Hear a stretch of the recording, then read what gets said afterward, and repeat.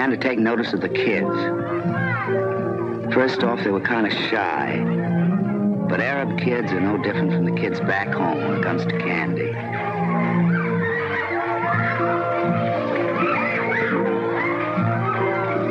A lot of them looked about half-starved. The Germans had picked the land clean. So we gave half our milk ration to the Red Cross, and they ladled it out. Off duty, we just roamed around, looked. And we saw some mighty strange sights.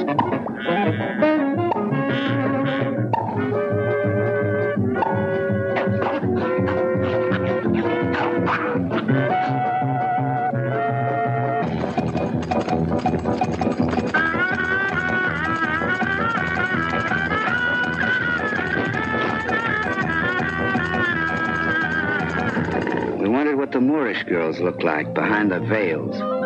Wondering was about as far as we got. One Sunday, the middle of January, we were hanging around, catching up in the news from home, when we were rooted out for assembly. They told us to polish our brass and shine our leather. Some of us said, "What's the big idea?" Well, we found out. And you could have knocked me over with a tank. It was the Prez himself, riding along in a Jeep.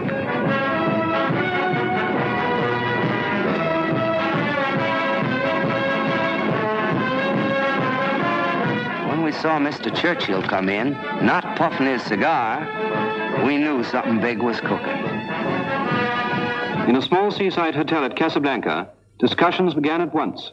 Their purpose, to design the shape of victory in Africa and beyond. First, a meeting was arranged between Generals de Gaulle and Giraud, who had succeeded Admiral Darlan, assassinated a month earlier. Out of the meeting was to grow the union of the fighting French, who had never lost hope, and the French for whom hope had been reborn. Second, the united command for the new Tunisian campaign was created. The Allied troops in the area were now predominantly British, but by common agreement, General Eisenhower, as his deputy commanders, 3 British officers, General Alexander on land, Admiral Cunningham on sea, Air Chief Marshal Tedder in the air. Under them, British, American, and French officers and men serving side by side, the whole unique in military campaigns. Third, we fixed the terms which would end the fighting. Unconditional surrender. Of all these decisions, our Russian and Chinese allies were kept fully informed. The conference ended, Mr. Churchill flew on to Tripoli to greet the victorious 8th Army and explain its vital part in forthcoming events. For the decisive hour was at hand. Battle lines were drawn. In the north stood the British First Army. In the center, General Giraud's French troops. In the south, the Americans. Further south, a small group of fighting French had completed its historic 1,500-mile march and taken up positions on the left flank of the British 8th Army, which faced the formidable Meredith line, behind which barrier Rommel's army, after its long retreat, had entrenched itself. Tunisia was gray with German troops, 15 full divisions.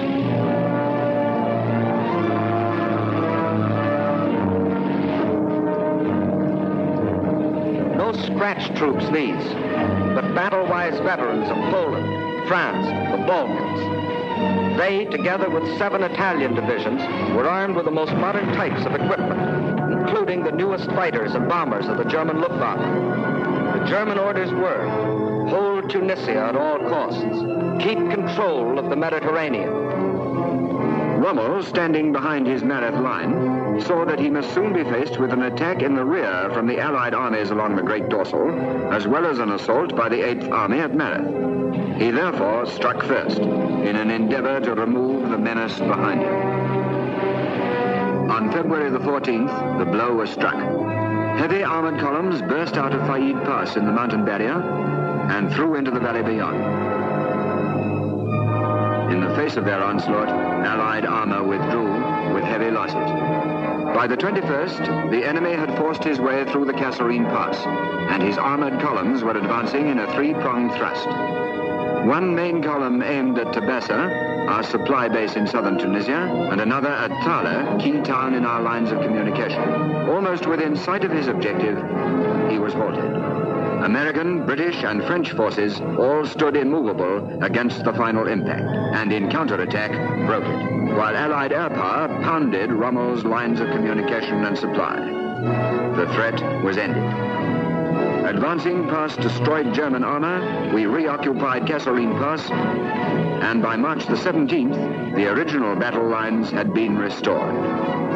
As soon as Rommel saw that his westward thrust was doomed, he made an abortive attack south against the 8th Army. The Germans unveiled the new Tiger tank, the British the new 17-pounder anti-tank gun. 52 Tiger tanks were left burning hulks. From then on, the initiative was ours. Of the various strategies which might now be employed against the enemy, General Eisenhower chose one which envisaged the entire military situation in terms of a cylinder.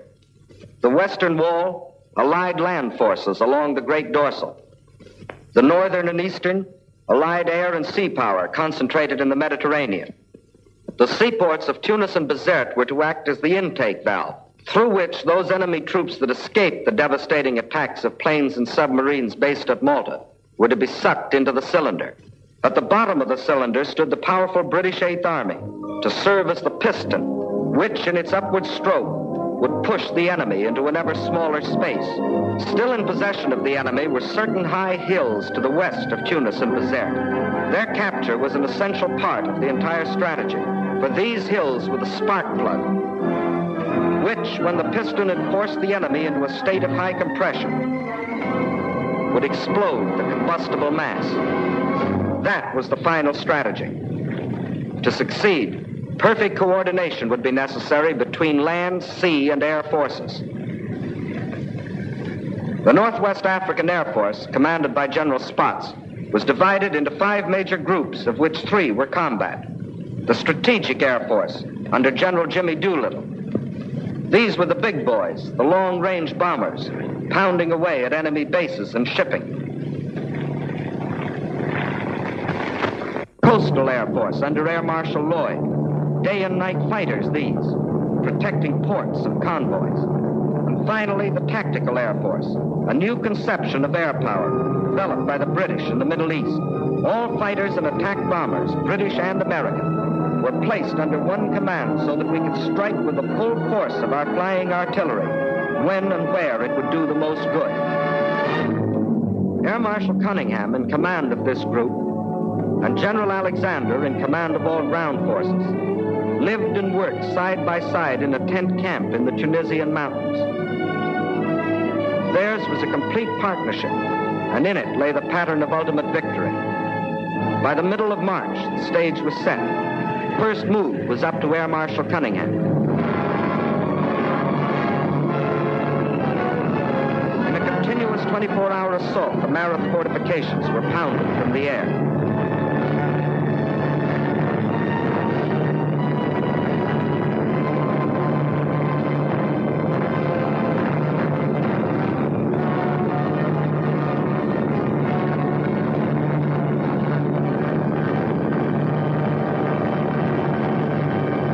Then General Alexander gave the signal for the piston to begin its upward stroke.